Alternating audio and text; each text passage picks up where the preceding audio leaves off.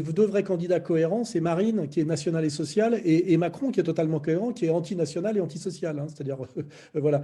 Mais tout ça, en fait, la matrice de cette difficulté à comprendre commence dès mai 68 avec l'idée qu'avait mise à nu génialement Michel Clouscar, qui est le libéralisme libertaire. C'est-à-dire le libertaire au service du libéral, et dont en fait quelque chose qui en apparence est contradictoire, mais qui justement fonctionne parce que l'un se met au service de l'autre et que l'un permet de masquer l'autre et de le faire avancer. De même que le sociétal a été le masque de l'antisocial. Or, pour les incultes, pour les immatures, pour politiques, le sociétal est une forme de social et même le social le plus moderne. C'est-à-dire, on ne défend plus les ouvriers, on fait encore mieux, on défend les homosexuels. Or, le problème des homosexuels, c'est que ça n'a aucun rapport avec la position sociale. Et c'est tout le travail a été fait pour ce genre de confusion. Et maintenant, on est toujours sur des comment dirais-je, des couples inversés. Hein. Et, euh, et ça fonctionne, je dirais, sur le manque de conscience politique.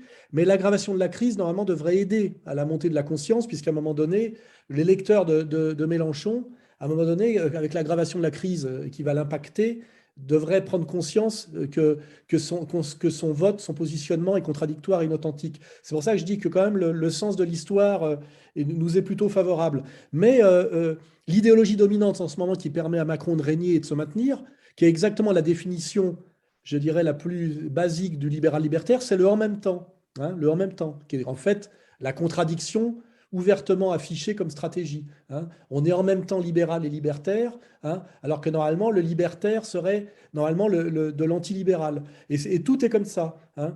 Et de ce point de vue-là, je vous dis, il reste que deux partis en cohérence. Le national-social, parce que comme je le dis, face au mondialisme, il ne peut y avoir de social que par le national, et il ne peut y avoir de national que par le social. Le reste est inauthentique et contradictoire.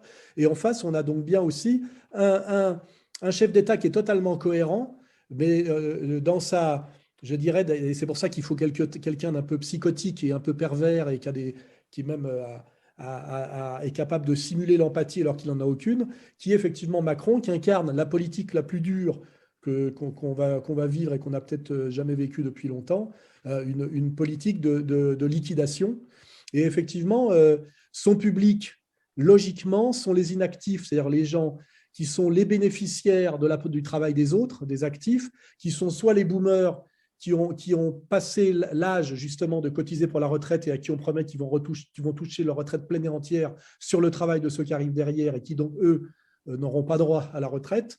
Et puis, une certaine jeunesse woke, effectivement, qui pense que Macron est le candidat branché, le candidat jeune. Et quand je regarde en même temps l'émission de TF1 qui montre le Champ de Mars, si vous regardez ce qui se passe, il n'y a pas de discours politique, il y a un DJ en plein milieu qui met de la musique. Donc on est vraiment dans l'idée que la politique est une fête et que ce n'est pas la peine de s'encombrer d'idées ou de politique, puisque on a remarqué dire que Macron n'a pratiquement pas fait campagne. Et aujourd'hui, c'est le maître de l'ambiance et c'est l'ambianceur. Et on a les boomers qui sont contents parce que ça leur rappelle leur jeunesse woodstockienne. Et les jeunes qui, de toute façon, eux, sont quand même là pour retarder leur entrée dans le monde du travail en étant des faux étudiants ou des assistés, qui attendent en fait tout du revenu universel et qui aussi veulent s'ambiancer. Et ça donne cette complicité, ce consensus antisocial et antinational qui a fait la réélection de Macron, qui est totalement immoral et totalement catastrophique à terme, et qui, je vous dis, à un moment donné, sera l'histoire va présenter brutalement l'addition. C'est ça que je pense. Hein. Et cette addition, d'ailleurs, risque, comme je le dis, de venir par l'étranger. Voilà. Donc, c'est déprimant, c'est agaçant. Et en même temps, c'est quand même, ce n'est pas pérenne. C'est un peu comme quand on regardait la fin de l'URSS. On savait que ça consistait à mettre de la peinture sur de la rouille, que ça produisait plus que des mégots et que tout n'était plus que dans le discours parce que le réel leur avait échappé totalement. Et on est un peu dans la même situation inversée. Hein, c'est-à-dire, c'est la phrase de Hegel, la chouette de Minerve ne s'envole qu'au crépuscule.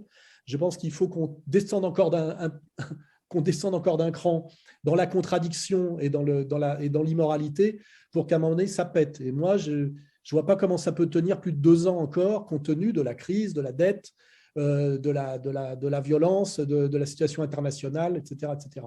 Et de ce point de vue-là, Macron est le pire, mais donc celui qui ira jusqu'au bout. D'ailleurs, toute sa campagne a montré qu'il était fier de son bilan et qu'il l'assumait totalement et qu'il n'était pas question de changer de direction. Et ça, quelque part, c'est plus intéressant qu'un mec qui dirait j'ai commis des erreurs, je vais me repositionner, je vais faire des concessions, comme il y avait eu Grenelle du temps de De Gaulle, etc.